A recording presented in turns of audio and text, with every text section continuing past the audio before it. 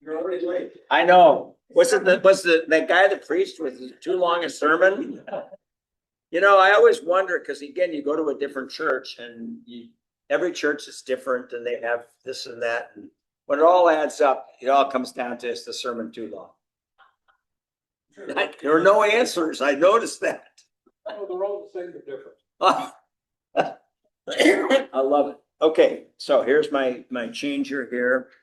So let me honor your time. Now we know that the game starts at, okay, and the pregame is probably already started. Yes, It started yesterday, right? Right. Okay. So I can just go for a half an hour and just pick up my pace, or right, any longer than that, you know, we just want to get up. I love this group. It's good to have feedback from the audience. Not too many hecklers. Okay, all right. So let's begin. Thank you for coming and sticking around. Thanks for coming after I preached. It's always dangerous. You hope that it might not scare people away, but nonetheless, good to be with you today and on the final Sunday of Epiphany, and of course, Seahawks Sunday. Okay, so let's begin. I have to sort of stay in one place. Thank you very much for the reminder. And so I'm just going to start right off. That's the cover of the book. I will stick around afterwards. I've got copies of this book, which is the new book. I've got copies of the one with me with the beard on it. That's a memoir, which I wrote kind of all the way back to my Norwegian ancestors, all the way up through my current family. And as I say in the introduction, it's a memoir, but I'm not dead yet. And I'm not a celebrity, but it's an act of gratitude for being blessed by having a wonderful family, faith community. And I won't say anymore, I'll start tearing up. Okay, and I brought along my book of poetry. My mom was an English teacher, so I'm sure she's rejoicing that I'm once again writing poetry. And then my children's book that I read and I made up and told my kids when they wouldn't go to sleep at night.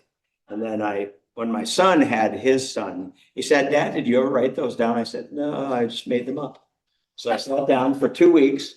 I made up about 20 new ones. I mean, aren't those the best ones? And how many of you went to sleep while you were telling your kids stories of those? Or you tried to skip to the end of the story and they said, no, I want to hear the whole story. So there's a few books, and again, I'm not in any hurry. As long as I get there for the kickoff, I'm fine. Okay, so this was running obviously in front of the pyramids of Giza in Cairo, and that was me a few years ago. Here's the background to it. I was at my peak. I had run by that point 20 plus marathons. I had run the Western States 100-mile foot race over the Sierras. I'd done the Ironman triathlon. I actually came within 2 minutes of qualifying for the Olympic trials in the marathon. I ran a 2:22 marathon. It had to be a 2:21 or so. But nonetheless, I paid the price, as my left knee has been replaced twice. My right knee has been replaced once, and my hip has been replaced. So this last year was the year of replacements, and I'm still recovering. So when I had to do communion, when I got the opportunity to do communion, and Pastor Deb said, I thought, oh, ew. So, literally going down steps. I'm looking at a seasoned audience here, right? And going down steps is harder than going up steps, right? I get lots of amens from the crowd there, okay? I had published my book, My Body, My Life. How can you combine prayer, praise, and the spiritual blah, blah, blah. You can see it there. I received a Global Health Award from the Lutheran Church because my thesis was on integrating body, mind, and spirit. I was trying to recover a healthy body theology, right?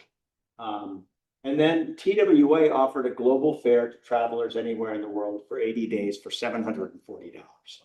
Boy, business class. Yeah. I looked at all their flights around the world, and for 80 days, I traveled to 12 countries. Bonus was Nike had just started. Bill Bowerman was the coach at the University of Oregon. Phil Knight was one of his runners, a miler, and I knew both of them from running days. And they had just changed the name of their company. It was something like, I can't even remember what the name was. And they were selling shoes out of the trunks of their cars. And I said, well, I'm going on a global tour. Can you guys supply some gear? So they did. And I think the next picture, no, maybe it'll come up later. TWA, they supplied gear for me. So I wore Nike gear all around the world. That's why Nike is doing so well. Yeah, right. Yeah. This was Frank Shorter. I did my master's at divinity at Yale University in New Haven, Connecticut. And Frank Shorter had just won the first American to win a marathon in the Munich Olympics. And I would actually run with him and others around. He surprised everybody, and he really got the US jogging movement going.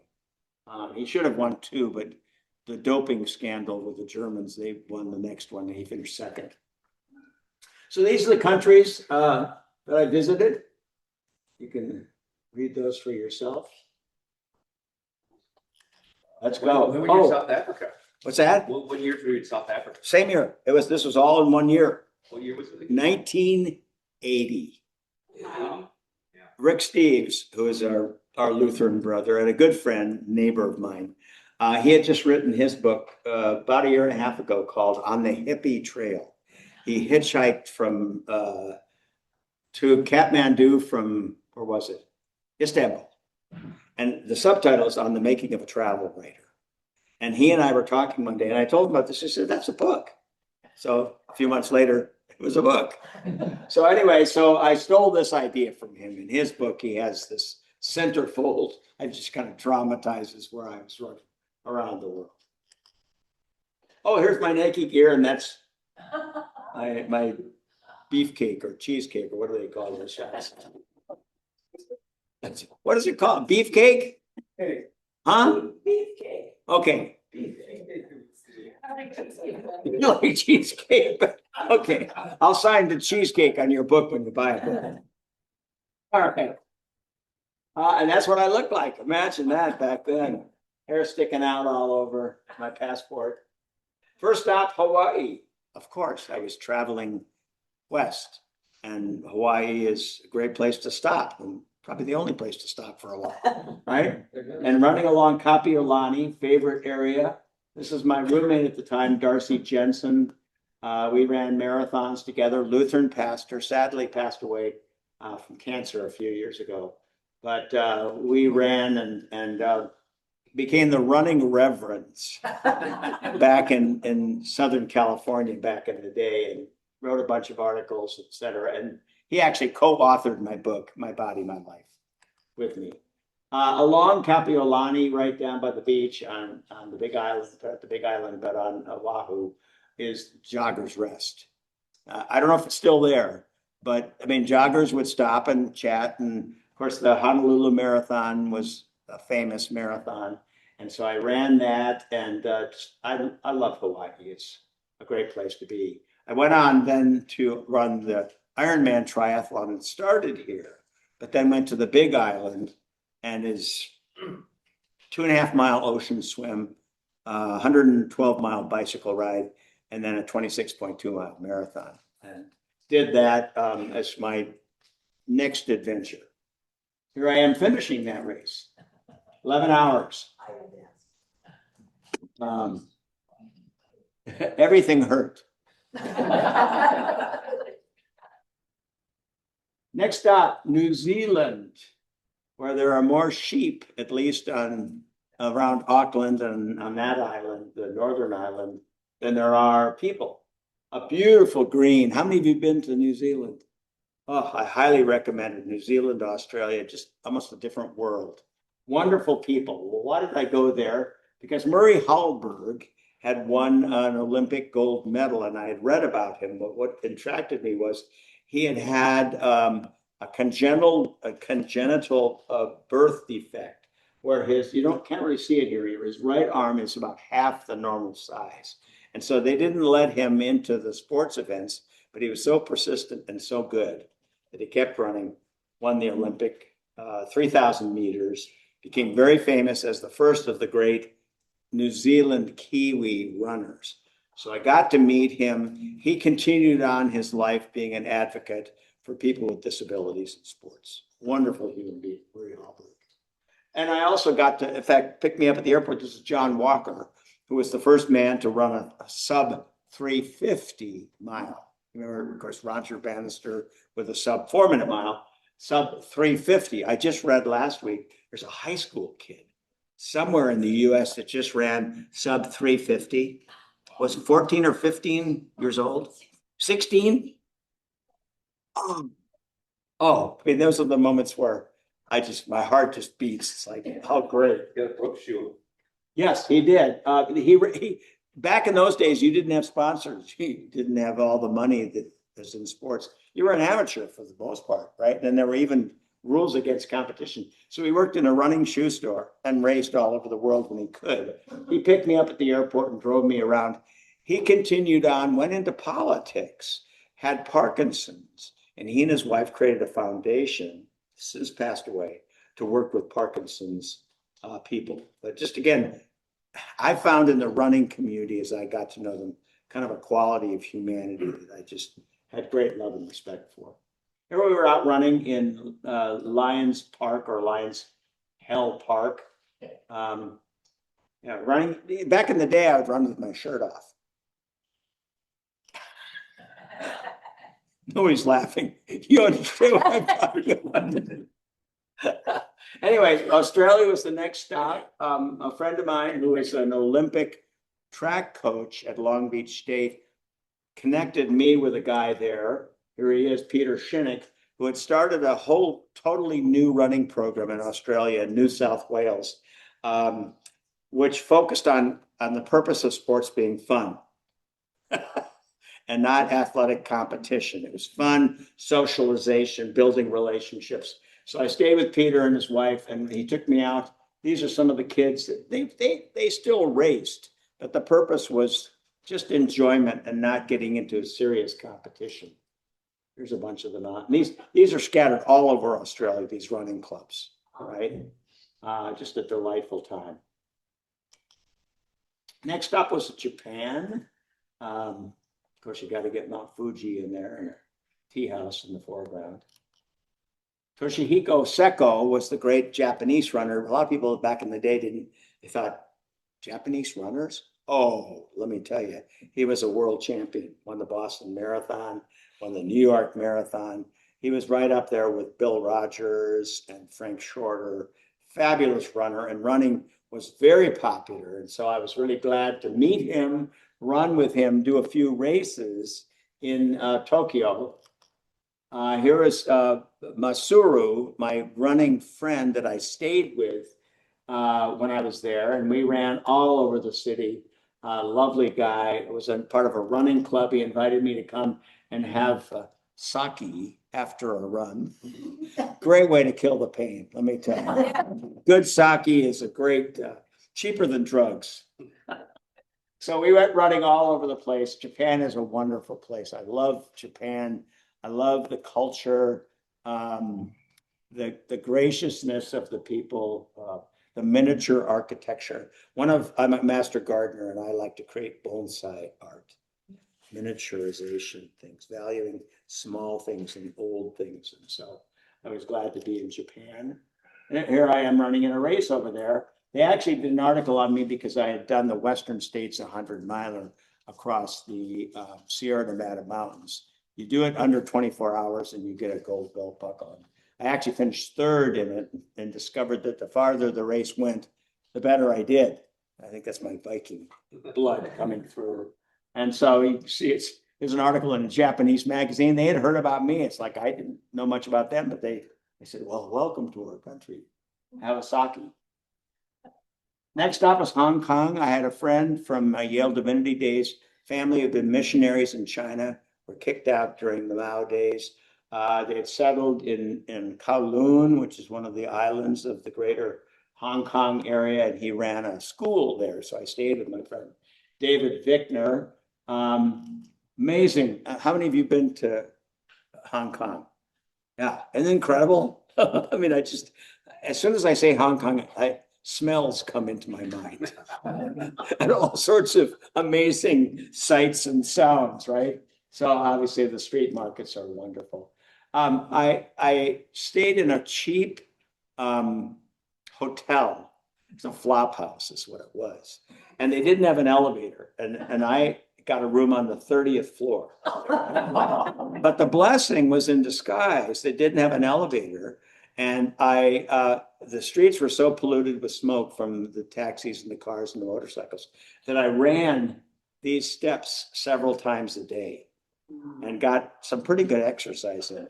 I think I would be, it'd be accurate to say I was fairly addicted to running. And some of you know what I'm talking about. We become addicted to sport activity. It's a positive addiction, but it's nonetheless an addiction. Runner's high. Yes.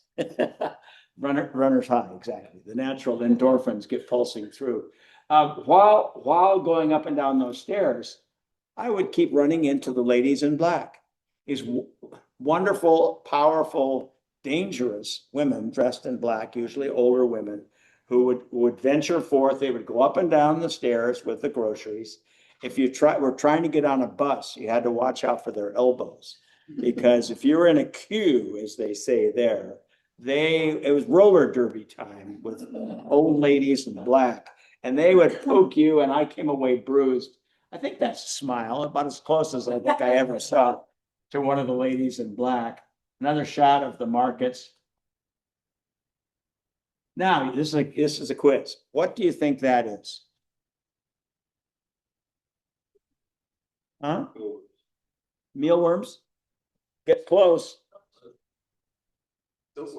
Huh? Silkworm? Yes, there's probably some of them in there. It's actually snakes, a variety of snakes. Because when you go through the markets, oh, I moved, didn't I? Oh, Yeah, is this okay here? They're just hearing a bodiless voice. Which is kind of the way my kids wanted it to be for no voice. Anyway, those are snakes. I didn't eat it, thank God. I was a vegetarian at the time. And still am a vegetarian for 50 years. But it actually looks kind of attractive. It could be kind of a pasta, some unique pastas. Sneak up on somebody and say, how do you like it? And they go, I love it. You said, do you know what it is? Snake. Gluten-free. Hmm? Gluten-free, right? Gluten-free. High protein. Yeah, that's right. Probably very healthy. To China. I went, this was 1980, China had just opened. So I was one of the first people literally in China. Most of the people in China were in delegations of business people and diplomats. And I was traveling by myself. People that I say that to, they go, were you crazy? And I said, guess you don't know me. I am crazy. I just do things. You know, if I'm interested, I just plow ahead. I've made lots of mistakes in my life, but some of my most enjoyable experiences were my mistakes. So I headed off to China through Canton or Guangzhou in the south to Beijing. I'll tell you the story quickly behind this. I thought I was going to get in. I got into Guangzhou. I met the U.S. consul. I had a letter of recommendation from a professor at the Institute of Physical Culture in Beijing through a friend of mine who was a high-level Olympic coach. And I had the letter with me. It's like, okay, you walk into the Russian-built, boring gray buildings during when Russia and China were good friends. And I stood in line. I got to the front. He just went, no, you can't get in. So it's like, what am I going to do? And all of a sudden I hear a voice behind me, a deep bass voice. And it was may I help you? It was kind of a French accent. And I turned around and Saul was standing there. And he says, I'm Saul. I'm the cultural attaché for the Senegal embassy. And I can speak Mandarin. Turns out he spoke French because it was a French colony. He could speak English, he could speak Mandarin, and 2 tribal languages. So 5 languages, big, handsome African dude. And he said, so he got me in, Saul. And then he said, do you have a place to stay? And I said, no, I really don't. So you can tell him what a planner I am, right? And he said, well, would you like to stay with us at the embassy? And I said, sure. So I moved in with Saul and his children and his wife at the Senegal embassy. And he said, well, let's go. And I thought, well, just go out to a car. We go outside. And here he is, big red motorcycle, big red jacket. And here I am, I pop on the back of the motorcycle. And for 2 weeks, I traveled all over China on the back of a motorcycle with this African saint. He was just wonderful, wonderful guy. So he did speak English also. oh, he spoke English, yes. He had probably, Besides all. yes, besides all those things. Very fluent, very intelligent, very compassionate, and a lot of fun. We had a lot of fun. Here I am running. I've got to get me in there so I can send a note back to Phil and Bill Bowerman that I'm wearing your gear. I don't know which of them said it's not a very good picture, but these are all slides. So when I went back through my box of things, I had to scan all this stuff. Oh man, what a nightmare. But I learned a new technology, learned in quotes. But there I am running in front of my favorite running coach, Mao Zedong. Of course, I had to run on the Great Wall of China, and that's not easy to do. This is a lot of the areas that for tourists are rebuilt. Any people been to China here and seeing some of the same hands going up? Amazing country. I mean, and there's so much to see. And I just had a wonderful time. Here I am getting a little higher up in the, you can see it off into the distance. What an amazing country. Next stop, Thailand. I had a friend of a friend who worked at the English-speaking American school in Bangkok. So I stayed with Rosie. And, this is just a classic picture of a temple and the beautiful boats. And I mean, it's, again, I love Southeast Asia. I've been there several times since, but this was my first experience in Southeast Asia. How many of you have been to Thailand? You've been on those boats. Big, huge motor, often a car motor, on a long shaft that goes back with a propeller. And they start going down the canals because there are streets with tuk-tuks, which are dangerous. But they're going 40, 50 miles an hour down the canals. And it's white knuckle time, but that's part of going there. So make sure you ride on these boats, which are incredible. What year? Oh, this was. All 1980, 12 countries in 80 days. I had to throw this in there because I had moved from wearing a down jacket in China down to Southeast Asia. That kind of captures the level of the humidity and heat that had shifted. The sauna. Yes, it was very warm, but beautiful. I mean, that's why things are green there. We have reasons for it being green here, our own blessings and curses. But I found a running club in downtown Bangkok in Lumpini Park. Word was out on the street. I was running around. I met another runner and they said, oh, we get together every Saturday, I think it was. So I met some running folks. They actually have I think now 5 or 6 marathons in Thailand, but then they only had this one. And they schedule them out throughout the year, and there are marathons all over the world you can join. So I met some friends. It's my friend Rosie on the right. These are 2 of her friends. They had a jewelry shop. Southeast Asia is known for its jewelry. Did you buy some sapphires and some rubies? And well, I didn't have much money, but I had to get something from my mother and my sister, So I went in there, but they literally had armed guards and they only let one person or a couple people in at a time. So they showed me, and I got some really nice, not too expensive sapphires. And that's what the part of the world is known for. Probably the other 2 things is the drug trade. It's in the Golden Triangle. So you get the heroin, the lotus poppies, all that stuff. And that's still the case. And then of course the Vietnam War and all that splashing around. And I write about that a lot in my Mekong. I didn't bring it with me, my Mekong River paddle adventure. And my other books are available on my website, paddle-pilgrim.com. And there's cards there if you want to grab some. So we went in there and did a little shopping. This last photo from here, I asked Rosie one time, I said, Rosie, what do you do for social life? Oh, there are events at the embassy. Really? I said, well, who comes to those events? She says, I can't reveal any of their names. We had, and we still have, as you can imagine, huge CIA presence all over the world. Now, we could have a long conversation just about that, right? With security now going on within our own country. But she got to know a lot of CIA agents. She said they're lovely people, but tough work being a spy, basically, or fomenting rebellion. You know, I mean, it's tough work. So on from there to India, of course, you got to throw in the standard shot of the Taj Mahal, built by a rich man, about an hour and a half, 2 hours outside of Delhi. Sadly, she died about, I think, 2 years after it had been built.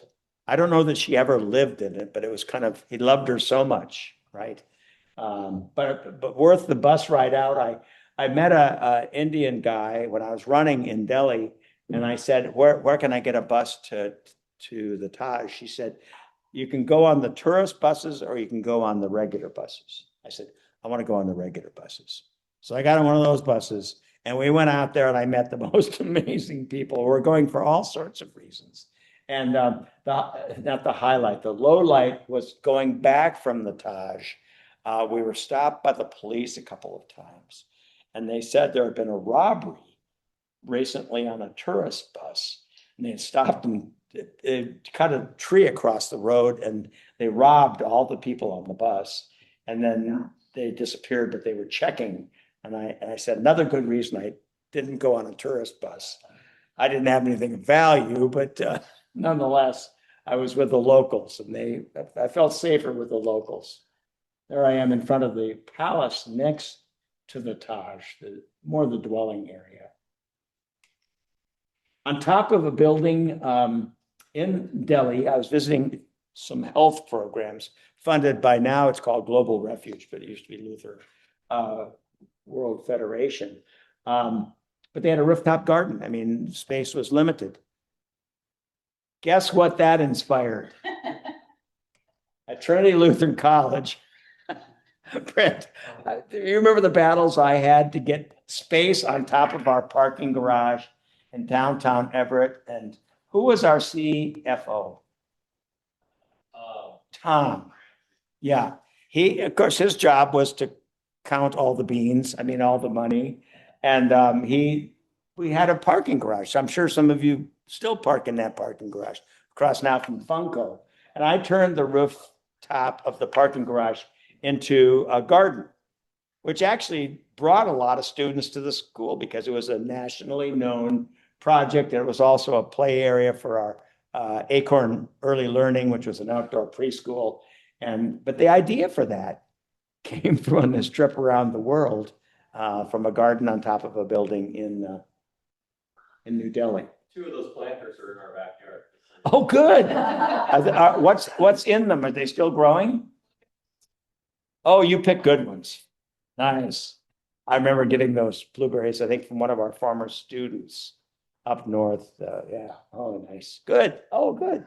Yeah, I didn't want to throw anything away, so we just let people know, and people came in and carted off everything pretty much. I just tossed this in because part of my work in the church for many years, and I think the Lutheran Church has done stellar work around the issue of global hunger.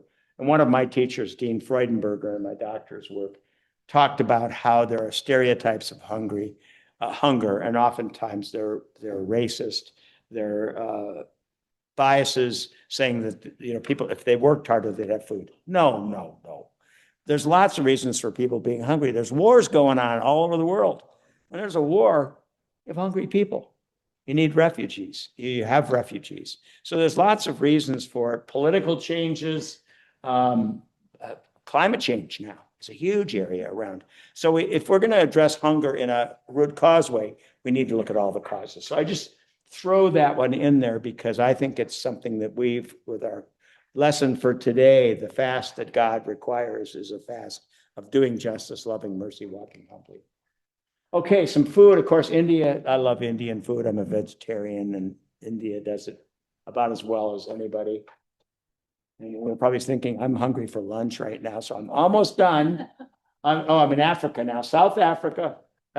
Cape Town, one of the most beautiful cities, right on the water, some of the bluest water I've ever seen. This was again during apartheid, right? Nelson Mandela was still in jail on Robben Island. I had come to know as a boy a Lutheran bishop named Manus Buthelezi. He had come to the US and traveled around and spoke to youth events about the problems in apartheid.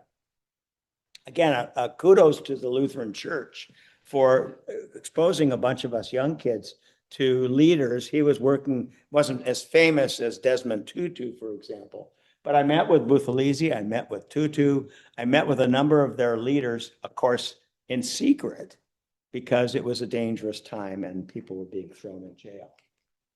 Of course, I had one of those t-shirts. Did any of you ever wear those t-shirts? I loved Free Nelson Mandela.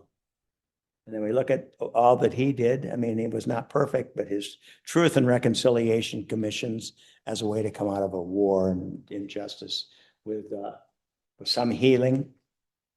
These are just a few pictures of Soweto. This was the place where the riot supposedly took place. It was actually a free, nonviolent demonstration, and the police opened fire. This is what got South Africa on the national press, because there were thousands of people that were killed. The press that was official said a few hundred people, and they were violent. Now, there's a nonviolent demonstration. There's another one that was more current. I got to ride through, sitting in the back seat of the car, because I'm a white guy, with sunglasses on and a hat, because they were a little concerned. It was still separate. There was the colored neighborhoods, there were the African or black neighborhoods, and then there were the white neighborhoods. I also went because there's a great race there called the Comrades.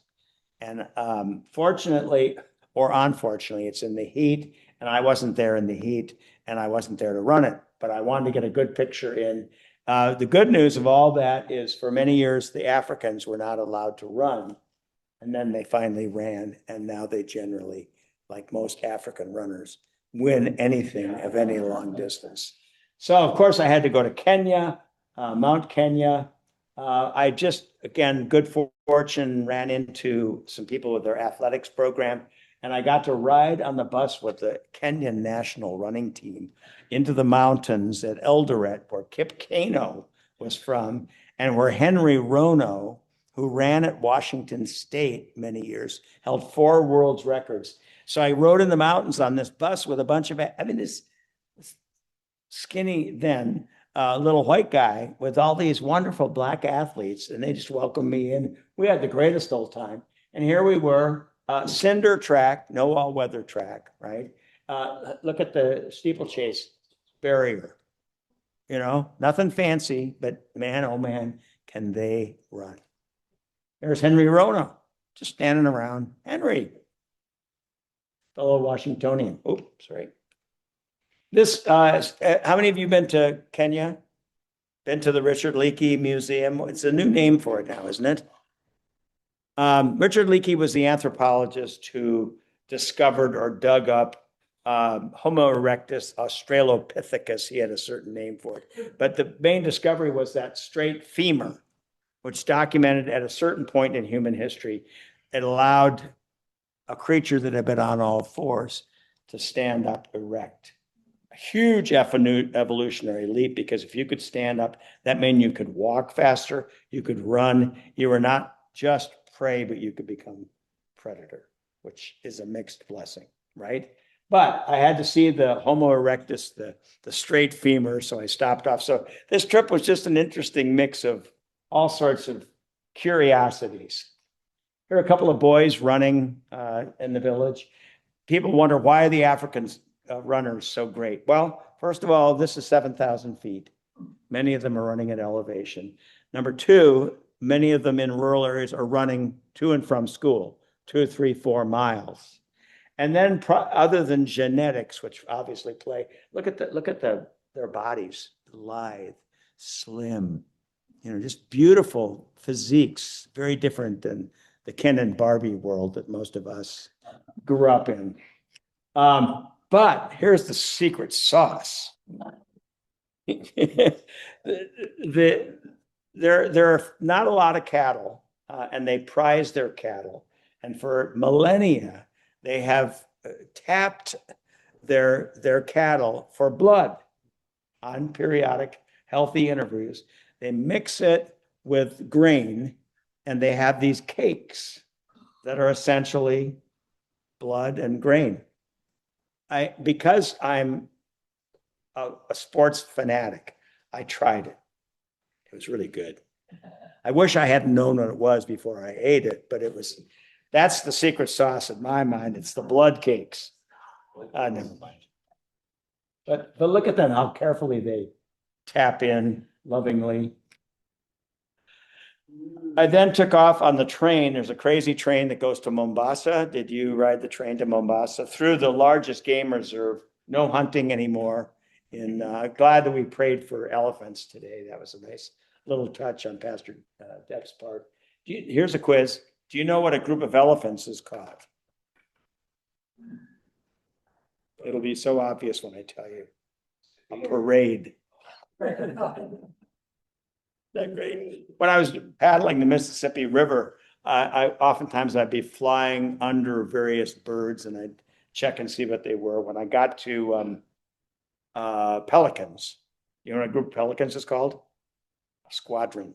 Is that great? Great name. I've actually made a list at home of interesting names of groups of creatures, but there's a parade of elephants along outside my train. I wasn't out there with them.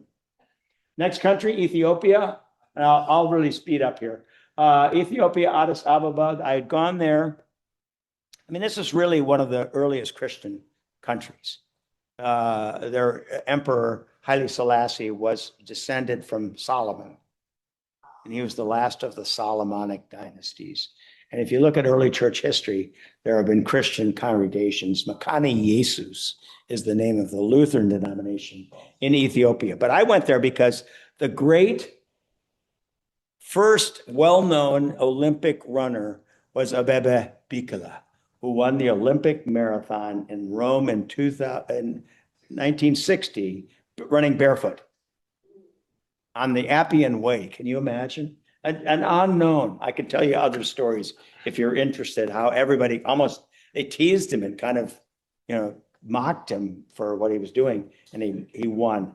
And then he went on to win in Tokyo in the next Olympics as well, though he wore shoes there. Well, I just wanted to go to Ethiopia, plus I like Ethiopian food, which helps a lot.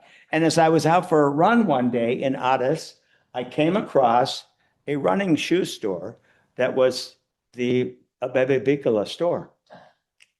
And inside the store was this tall, handsome young boy, David Abebe Bikila, the son of, and he's now a world famous artist with galleries in Addis and in London.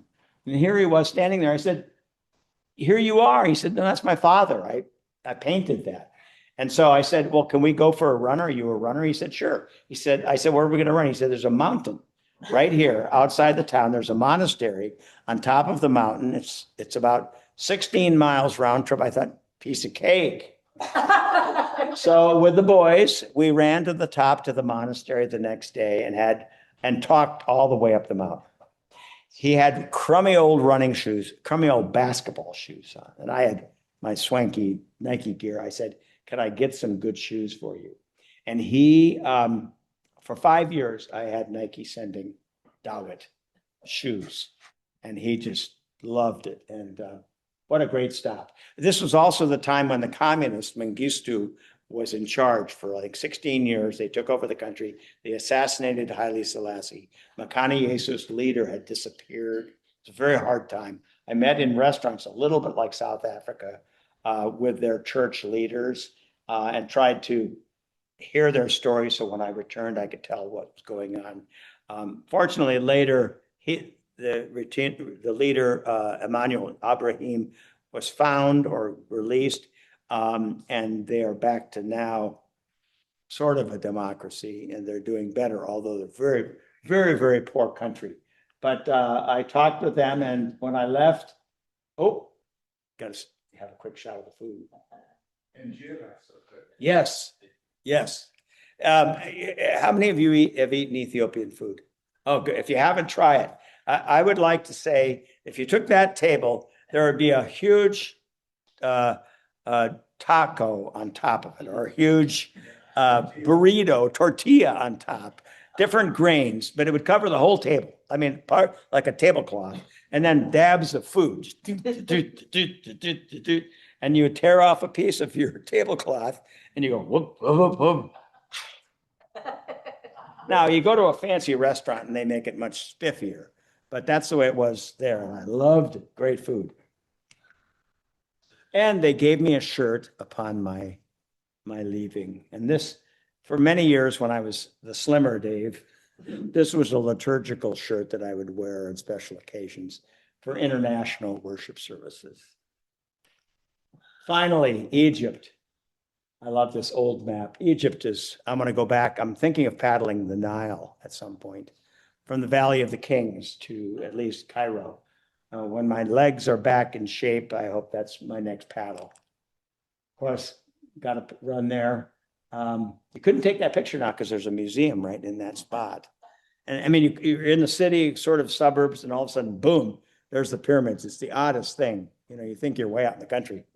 City comes right up to the edge. I was from Washington at the time. I was actually ranching, had an orchard in Eastern Washington. And here in one of the night markets, I was out for a run because it was cooler. Here was a guy and all dressed up with a bench, and those are Washington apples. I thought, I got to take a picture of that, right? And what people would do there is they wouldn't buy a bag of apples. They buy an apple. Yeah. There's something internationally that I think is wonderful. They'd buy a big, golden, delicious apple, and then they'd take a knife and cut it into like 8 pieces for the number of people, and each person would take a slice. I think there's something really rich about that, and not everybody having so much food. It was like, well, of course, they're poorer, so that's what they had to do, but I really like their tradition around apples. My professor at Luther College in Greek and Latin, which was one of my majors in college, was an archaeologist, and so I had to visit the site, at least, of one of the ancient wonders of the world. And this lighthouse no longer exists, but is one of the wonders of the ancient world. And as you can see from the Taj and the Great Wall of China and several of the places I visited on this journey, I got to 4 of the ancient wonders of the world. And that was very special. Dr. Qualley, I'm sure, was very, very happy to know that. So just quickly, very quickly, takeaways. 1, there's my buddy Rick out kayaking. Travel provides a life-changing education. Travel. And no matter what your age is, there are groups that will truck you around if that's necessary, but there's all sorts of great traveling. Thank you, Rick. Human diversity adds rich colors to our lives.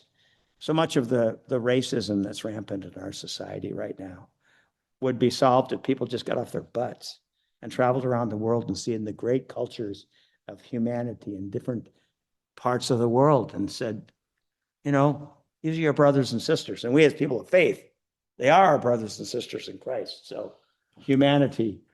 People around the world are kind and good. You know, if we're kind, if we reach out, I call them river angels, fjord angels, canal angels. If I would reach out with kindness, they reached out 99%. I didn't get grumpy people along the river. They'd say, oh, do you need a shower? You know, or in Norway, come and have some lutefisk.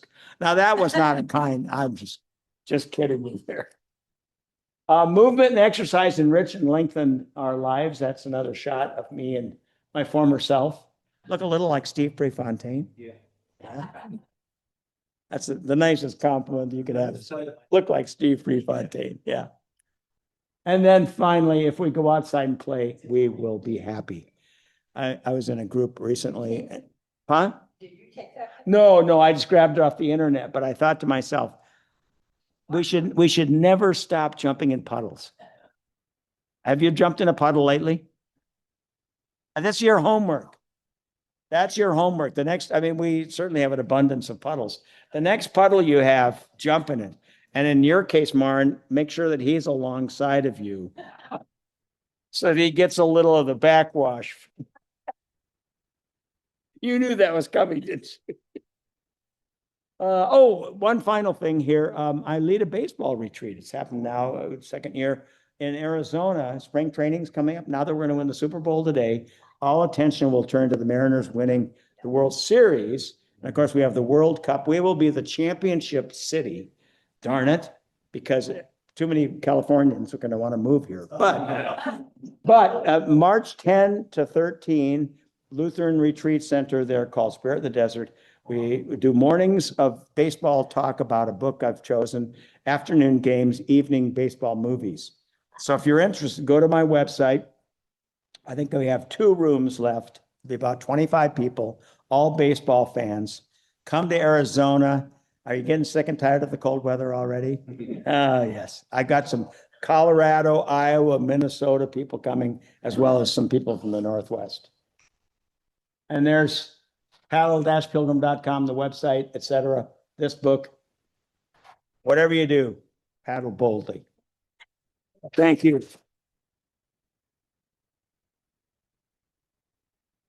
Any quick questions? If people have to go, feel free. I'm not offended.